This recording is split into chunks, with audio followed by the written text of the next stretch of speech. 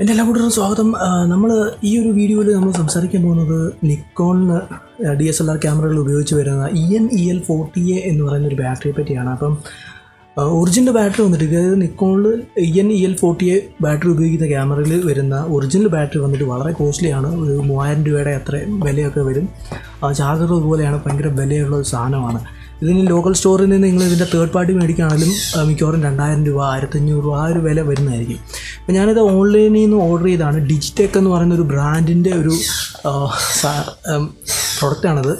അപ്പോൾ നമുക്ക് നോക്കാം ഇത് നല്ലതാണോ അല്ലയോ എന്നുള്ളത്. അപ്പോൾ അത് എന്തായാലും നല്ലതാണോ അല്ലയോ എന്ന് അറിയാനായിട്ട് നമ്മൾ കുറച്ച് നാൾ നമുക്ക് ഉപയോഗിച്ച് നോക്കേണ്ടി വരും. അപ്പം ഈ ഒരു വീഡിയോയിൽ നമ്മളിതൊന്ന് അഴിച്ച് നോക്കുകയാണ്. നമുക്ക് നോക്കാം എങ്ങനെയുണ്ട് സാധനം എന്നുള്ളതൊക്കെ. അപ്പോൾ ഞാനിത് ആമസോണിൽ നിന്നാണ് ഓർഡർ ചെയ്തിരിക്കുന്നത്. അപ്പോൾ നമുക്കിത് അഴിക്കാം.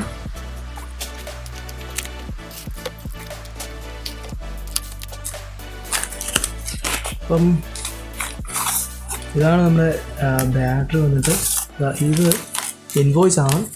ഓക്കെ, സോ വേറെ ഇതിനൊന്നും കാര്യമായിട്ടൊന്നും ഒരു കണ്ടൻറ്റും ഇതിനകത്തില്ല. ഇതിനകത്തുള്ളത് ഇതുപോലൊരു ബാറ്ററിയാണ് വരുന്നത്.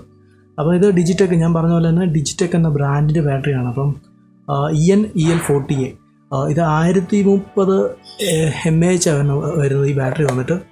അപ്പോൾ ഒറിജിനൽ വന്നിട്ട് ഇതിനേക്കാൾ mAh കൂടുതലാണ് എനിക്ക് തോന്നുന്നു. mAh കൂടുതലാണ് വരുന്നത്. അപ്പോൾ 1250 മറ്റാണ് വരുന്നത്. നമുക്ക് ഞാൻ കറക്റ്റ് ഓർക്കുന്നില്ല അത്. ഓക്കെ, അപ്പോൾ നമുക്ക് ഇവിടെ ഒന്ന് പൊട്ടിക്കേണ്ടി വരും. വെച്ച് മാനുവലോ ഒന്നും തന്നെ ഇല്ല. ഇതിൽ വന്നിട്ട് 2500 ഇതിൽ വന്നിട്ട് വില ഇട്ടിരിക്കുന്നത്. അപ്പോൾ നമുക്ക് ഓൺലൈനായിട്ട് വില കുറവാണ്. ഇത് എനിക്ക് ലോക്കൽ സ്റ്റോറിൽ നിന്ന് മേടിക്കുകയാണെങ്കിൽ മിക്കവാറും ഈ 2500 എഴുതിയിരിക്കുന്നത്. 2500 രൂപ അവന്മാർ മേടിച്ചിട്ട് നമ്മളെ ഈ ബാറ്ററി തരത്തുള്ളൂ.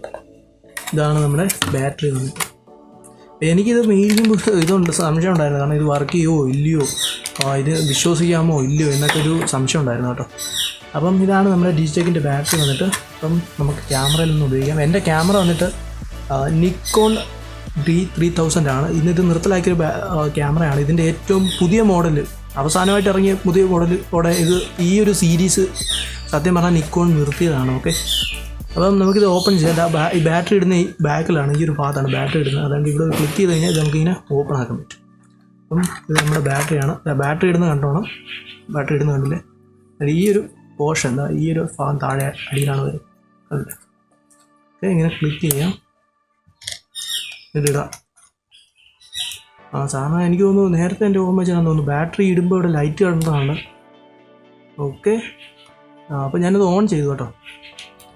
അപ്പോൾ സാധാരണ എനിക്ക് തോന്നുന്നു ബാറ്ററി ഇടുമ്പോൾ ലൈറ്റ് കാണുന്നതാണ്. ഇനിയിപ്പോൾ വെട്ടമുള്ളതുകൊണ്ടായിരിക്കും ശ്രദ്ധിച്ച് കാണത്തില്ല. അപ്പോൾ അതാ ഇവിടെയാണ് ഓൺ ചെയ്യുന്നത്. ഈ ഒരു DSLR ക്യാമറ ഓൺ ചെയ്യുന്നത് ഇവിടെയാണ്. ഇപ്പോൾ ക്യാമറ എല്ലാം ഇവിടെയാണ് വരുന്നത്.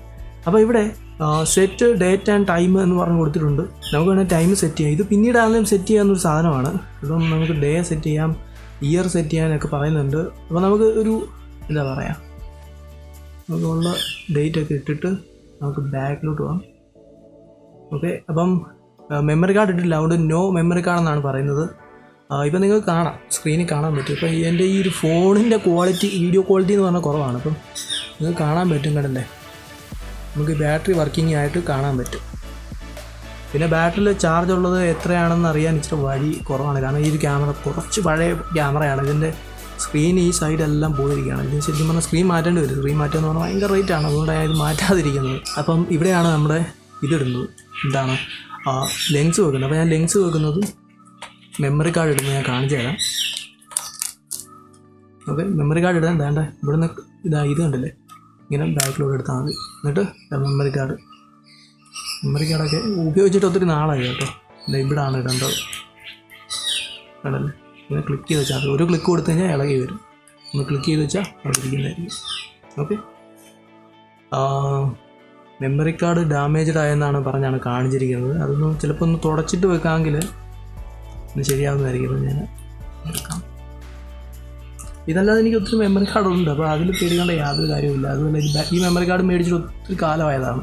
ഈ ക്യാമറയോടൊപ്പം എനിക്ക് കിട്ടിയതാണ്. ഇത് ഞാൻ ഫ്ലിപ്കാർട്ടിൽ നിന്നാണ് അന്ന് ഞാൻ ഈ ഒരു ക്യാമറ ഓർഡർ ചെയ്യുന്നത്. ഓക്കെ, നമുക്ക് മെമ്മറി കാർഡിൻ്റെ കാര്യം വിടാം. മെമ്മറി കാർഡ് വേറെ നമ്മുടെ ലിപ്പുണ്ട്. മെമ്മറി കാർഡ് ഞാൻ കഴിഞ്ഞ വർഷം എന്തോ റീഫോർമാറ്റ് ചെയ്യുകയോ മറ്റോ ചെയ്തിരുന്നു. ഞാൻ ഓപ്പറേറ്റിംഗ് സിസ്റ്റം ഇൻസ്റ്റാൾ ചെയ്യാനായിട്ട്. അപ്പോൾ അതിൻ്റെ ഫയൽ സിസ്റ്റം വന്നിട്ട് ചേഞ്ച് ചെയ്തേക്കാം. ക്യാമറ ഞാൻ ഇവിടെ വന്നിട്ട് ഇത് സർവീസ് ചെയ്യാൻ കൊടുത്തിരിക്കുകയാണ്. നമ്മളിവിടെ എറണാകുളത്ത് ക്രെഡൻസർ എന്ന് പറയുന്ന ഇവിടുത്തെ നിക്കോണിൻ്റെ ഓതറൈസ്ഡ് ആയിട്ടുള്ള സ്ഥലമുണ്ടല്ലോ, അവിടെ ഞാൻ കൊടുത്തിരിക്കുകയായിരുന്നു. നമുക്ക് സ്റ്റിക്കർ മാറ്റാം.